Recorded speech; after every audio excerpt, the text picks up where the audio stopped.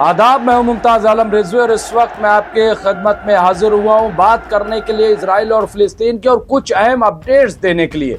सबसे बड़ी अपडेट यह है कि बड़े पैमाने पर अब जो काफिला रवाना हुआ है वो मिस्र पहुंचने के लिए बिल्कुल अब तैयार है और वो इजाज़त मांग रहा है मिस्र से। खबर ये आ रही है कि मिस्री हुकूमत ने इजाज़त तो दी है, सीसी ने इजाज़त तो दी है, लेकिन कहा है कि एक ख़ास ग्रुप को ही हम रफा बॉर्डर तक जाने की इजाज़त देंगे, ऐसा कहा जा रहा है। बड़े काफिले को इजाज़त नहीं दी जा सकती, यही तकरीबन खबर है। लेकिन लोगों का कहना है कि बड़े पैमाने से लोग पानी से भी आ रहे हैं, यानी पानी के जहाज़ से भी आ रहे हैं और बड़ी तादाद है, बसों से आ रहे हैं और हवाई जहाज़ से, यानी कई तरह के हवालों से लोग अब गाज़ा की तरफ बढ़ रहे हैं। और कहा यह जा रहा है कि इनकी तादाद लाखों में है। तो एक तो ये बहुत बड़ी खबर है, बहुत बड़ी अपडेट है कि मिस्री हुकूमत ने जाने की इजाज़त तो दी है, लेकिन एक ख़ास ग्रुप को अब देखना होगा कि कितने लोगों को जाने की इजाज़त मिलती है और अगर लोगों को रोका गया तो उनका रिएक्शन क्या होगा।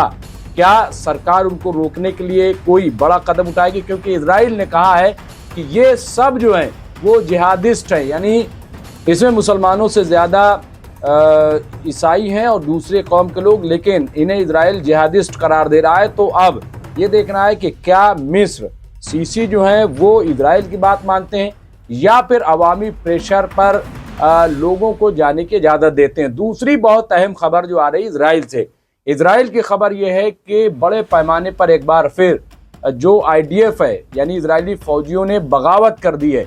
41 फौजियों ने एक साथ रिजाइन करते हुए कहा है कि ये जो याहू सरकार है, नेतन्याहू सरकार है, दरअसल ये जो बंधक बनाए गए हैं इजरायली, इनको छुड़ाने की कोशिश कर ही नहीं रही और इसका बंधकों से कोई लेना देना नहीं। ये जो कुछ कर रहे हैं दरअसल अपनी सरकार को बचाने के लिए कर रहे हैं। इनका मकसद सिर्फ और सिर्फ अपनी सरकार बचाना है। यहाँ पे आप देखें, अनादुलो एजेंसी की खबर के मुताबिक 41 इजरायली फौजियों ने मंगल के रोज ऐलान किया है कि वो गजा में जारी नस्लकुशी को इजराइल को महफूज बनाने या यरगमाल को बचाने के बजाय वजीर आज़म बेंजामिन नेतन्याहू की सियासी बका के तहफ़्फ़ुज़ के लिए लड़ाई ये कर रहे हैं। इनका मकसद न तो इजराइल की सिक्योरिटी है और न तो जो बंधक बनाएंगे उनकी। और ये कहते हुए इन लोगों ने इस्तीफ़ा दे दिया है।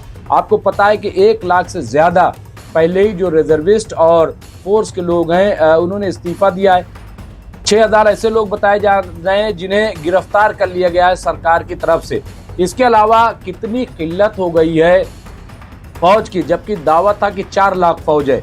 सवाल यह है कि फौज गई तो गई कहाँ, क्योंकि अब औरतों की भर्ती की जा रही है और कहा यह जा रहा है कि अब 5 फौजियों में से 1 खातून फौजी होगी। तो इतने बड़े पैमाने पे वहाँ पे अब भर्तियाँ शुरू हो गई हैं।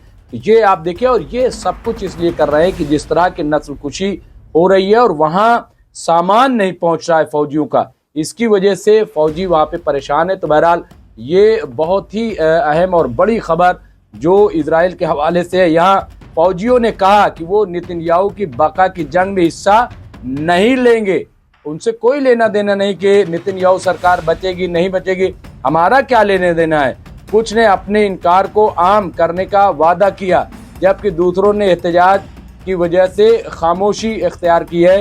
उन्होंने उसको मंजर आम पर वो लेकर के नहीं आए। लेकिन बहरहाल ये बहुत बड़ी खबर है कि फौजियों ने अब बगावत कर दी है, फौजियों ने आवाज़ उठाई है नेतन्याहू के ख़िलाफ़। इसके अलावा एक बड़ी खबर और ईरान से आई है।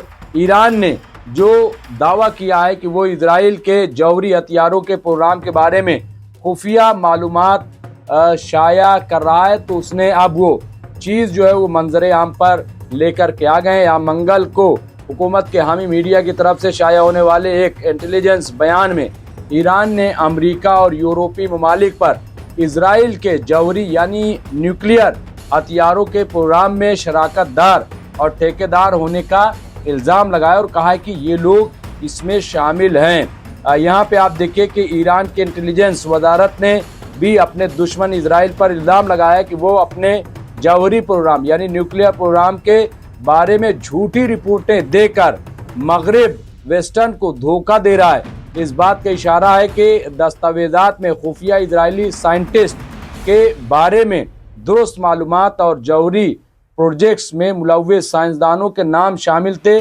जिनमें गैर मुल्की भी शामिल थे। तो ये आप देखिए कि बहुत बड़ी खबर यहाँ पे अब एक एक करके बहुत सारे ऐसे दस्तावेज हैं जो यहाँ पे ईरान एक एक करके वो मंजर आम पर ला रहा है। और एक अहम खबर इसी दौरान ये भी आ रही है, एक तरफ ये है कि अब इजराइल के जो वज़ीर आज़म बेंजामिन नेतन्याहू उन्होंने कहा है कि हम हमास से बातचीत करेंगे, बातचीत के लिए तैयार हैं। तो एक तो ये, दूसरा ये कि इतवार को, आने वाले इतवार को अब अमेरिका और ईरान एक बार फिर छठे दौर की बातचीत करेंगे।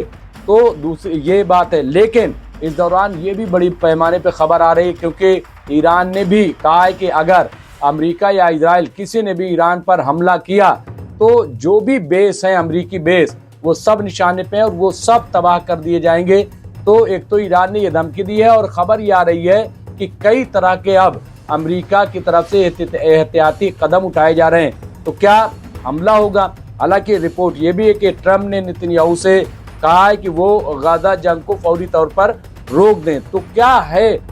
और आखिर में सबसे इम्पोर्टेंट ये कि जिस तरह से अब इजराइल में नेतन्याहू सरकार के खिलाफ वहाँ उनकी जो एलाई पार्टी हैं, जो उनकी साथी पार्टी हैं, उन्होंने बिल्कुल साफ कर दिया है कि हम इनको समर्थन नहीं देंगे, क्योंकि ये जो यीशु यानी जो मदारिस के बच्चे हैं उनको भी फौज में भर्ती का पूरा इन्होंने प्लान ये लेकर के बैठे हैं। और ऐसा हम हरगिज़ नहीं होने देंगे, क्योंकि ये एग्जेम्प्टेड है, ये उसमें शामिल नहीं हो सकते, साफ साफ कहा गया है। अब ऐसे में आप देखिए कि जब सरकार को दांव पे लगाना पड़ रहा है, यानी फौज की कितनी किल्लत है इजराइल के अंदर, और इजरायली फौज जो है वो वहाँ लड़ना नहीं चाहती। गाजा से जो IDF है वो वहाँ से भाग रहे हैं, वहाँ से वापस लौट रहे हैं, क्योंकि हमास जो है बहुत स्ट्रॉन्ग। आज खबर ये आई है कि तकरीबन 40-50 IDF के लोग मारे गए हैं वहाँ इजराइल में। पहले कभी ऐसा असल में होता नहीं था, तो इसलिए इजरायली फौज में रिजर्विस्ट भी हो जाते थे और सब बहुत आराम से वो उसमें शामिल होते थे। लेकिन आज बहुत मुश्किल हो रही है। इसके अलावा आपको पता है कि 7.5 लाख के करीब जो इजरायली है उन्होंने इजराइल छोड़ दिया है। इसके अलावा बड़े पैमाने पे कंपनियां जो हैं उन्होंने आने से मना कर दिया। तो इजराइल की हालत बहुत ख़राब है। और ख़बर यह है कि शास पार्टी हो या दूसरी ऑर्थोडॉक्स, उन सब ने मना कर दिया है समर्थन देने से। तो बहुत मुमकिन है कि चंद घंटों बाद इजरायली सरकार गिर जाए, ऐसी खबरें आ रही हैं। तो बहरहाल इस तरह के खबरों के लिए आप हमसे जुड़े रहिए और देखते रहिए MMC न्यूज़ इंडिया। बहुत बहुत शुक्रिया।